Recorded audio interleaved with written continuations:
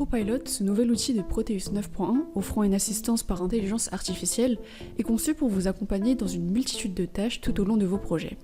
De la sélection de composants à la programmation, il booste vos décisions et fluidifie vos conceptions électroniques.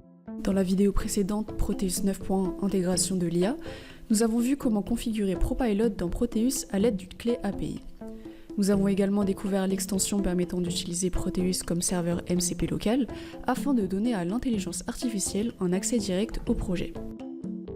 À travers un exemple concret, nous avions exploré plus en détail cette approche. À l'heure actuelle, seule l'IA Claude prend en charge ce mode de fonctionnement. La version gratuite de Claude impose toutefois une limite de requêtes qui se réinitialise toutes les 5 heures.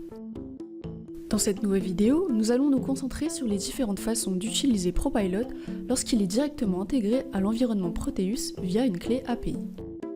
Il est important de noter que l'utilisation d'une clé API, quel que soit le fournisseur d'IA, est un service payant. C'est un paiement à l'usage. Il dépend du nombre de requêtes effectuées et de leur complexité. Commençons notre projet. Notre objectif aujourd'hui sera de simuler un système complet en MicroPython permettant l'affichage de la température ambiante tout en intégrant un basculement dynamique entre valeurs en degrés Celsius et en degrés Fahrenheit grâce à un bouton poussoir. Lorsqu'un seuil de 30 degrés Celsius ou 85 degrés Fahrenheit est dépassé, une LED clignotera. Depuis la page d'accueil, créez un nouveau projet avec schéma, sans layout PCB et créez un projet firmware en sélectionnant la famille MicroPython. Dans l'onglet Saisie de schéma de la fenêtre du projet, une carte Raspberry y est placée. Rajoutons les composants nécessaires pour notre système. Dans la barre d'outils sur Mode composants, ajoutons un capteur de température TC74, une LED, 2 résistances, un bouton poussoir et un écran LCD 16x2 avec interface I2C. Ajoutons-les à notre schéma.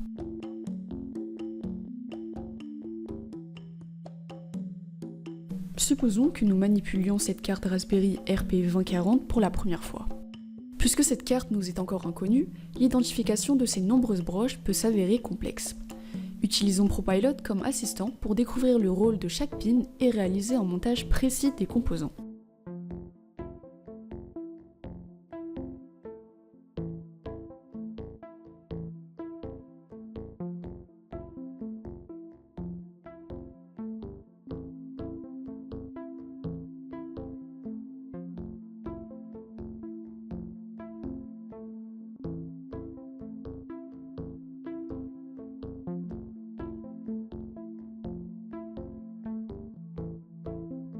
Maintenant que le schéma est prêt, passons au code MicroPython. Nous allons voir que ProPilot est capable de nous générer un code complet et opérationnel adapté à nos besoins.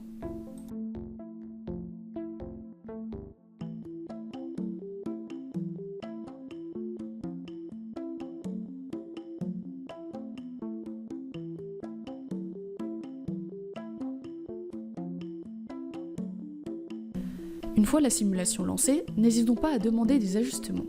L'outil possède la flexibilité nécessaire pour corriger et optimiser son script en temps réel.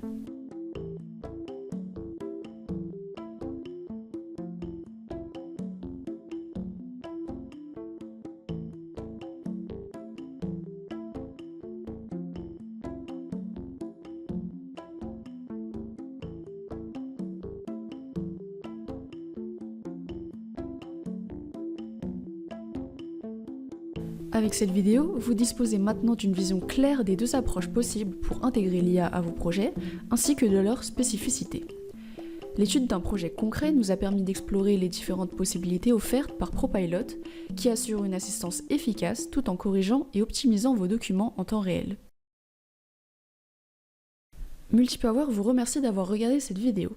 Si vous souhaitez de plus amples informations concernant le logiciel Proteus, nous vous invitons à vous rendre sur notre site internet www.multipower.fr.